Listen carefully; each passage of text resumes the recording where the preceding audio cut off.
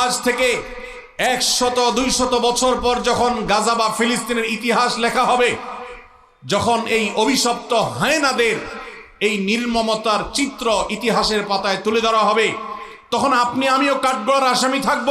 কারণ তখনকার মানুষেরা, তখনকার জেনারেশনেরা আলোচনা করবে তখন পৃথিবীতে যে শত শত কোটি মানুষ বসবাস করেছিল, সে মানুষগুলো কিভাবে এতগুলো মানুষের সামনে পৃথিবীর ছোট্ট একটা ভূখণ্ডের মধ্যে এইভাবে মানুষকে হত্যাযজ্ঞ চালানো হয়েছে, নির্মমতা করা হয়েছে, শিশুদের সামনে বাবা মাকে খুন করা হয়েছে, বাবা মার সামনে শিশুদেরকে টুকরা টুকরো করা হয়েছে, কিভাবে এই নির্মমতা চালানো হয়েছে বিশ্বের শত শত কোটি মানুষ, তারা তখন কি করেছে।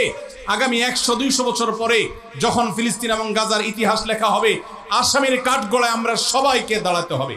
আমরা বড় বেশি কঠিন, বেদনাদায়ক, অত্যন্ত ব্যথাতুর সময় আমরা পার করছি মুসলমানরা। একদিকে মানব ইতিহাসের সবচেয়ে বর্বরচিত হত্যাযজ্ঞ, গণহত্যা চলছে দিন দুপুরে বিশ্বের শত শত কোটি মানুষের সামনে ফিলিস্তিনের গাজায়। আজ সেখানে মানবতা এমনভাবে ভুলুণ্ঠিত হচ্ছে,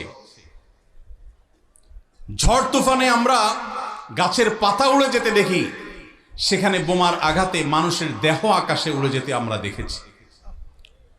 প্রিয় ভাইরা, আজকের বিশ্বকে বলা হয় সভ্য পৃথিবী, আজকের পৃথিবীকে বলা হয় নাকি মানবিক পৃথিবী। আজকের পৃথিবীর সভ্যতা এবং মানবিকতার ধ্বজাধারে ধারণকারী যারা, তাদের মুখোশ,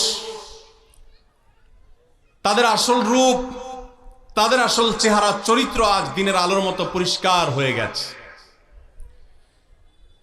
গাজায় প্রতিনিয়ত শিশু হত্যা চলছে, ফিলিস্তিনের ভিডিওগুলো দেখবার মতো অবস্থা নাই। একটু আগে একটা ভিডিও দেখছিলাম, আল্লাহ তাআলা আমাকেও একটা বাচ্চা দিয়েছেন 8-10 বছরের।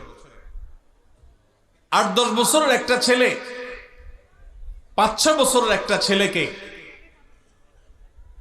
ছোট ভাইকে বড় ভাই সান্ত্বনা দিচ্ছে, মাথার উপরে হাত বুলাচ্ছে। ছোট ভাই বড় ভাইয়ের কোলে মাথাটা রেখে চোখের পানি ফেলছে, অঝরে কাঁদছে, কারণ তাদের বাবা মাকে শহীদ করে দেওয়া হয়েছে।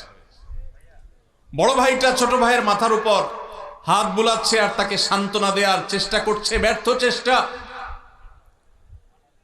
শত সহস্র শিশু আজ এতিম হয়েছে,